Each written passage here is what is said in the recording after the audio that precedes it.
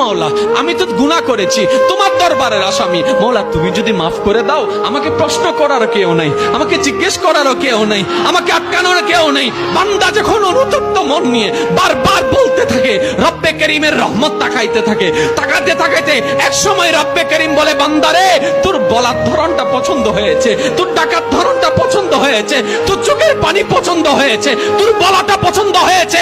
এবার মওলা বলে, আমি তোর সারা জীবনের কত গুনাহ করছিস? বান্দা বলে, মওলা 40,000 পার হয়ে গিয়েছে। কেউ বলে যে মওলা পাহাড় পরিমাণ হয়েছে, কেউ বলে যে মওলা আসমান পরিমাণ হয়েছে। এবার মওলা বলে যে আমি মাফ করে দিলাম, আমি মাফ করে দিলাম, আমি মাফ করে দিলাম, আমি মাফ করে দিলাম, আমি মাফ করে দিলাম, আমার বান্দাকে আমি মাফ করে দিলাম। ফেরেশতা বলে, মওলা এত বড় গুনাহগার, এত বড় আসামি, হাজার গুনাহগার, হাজারটা গুনাহ, তওবা করেছে একবার, মাফ চেয়েছে একবার, তুমি মাফ করে দিলা, তুমি মাফ করে দিলা। রব্বে করিম বলে, মাফ করবো না তো কি করব? বান্দা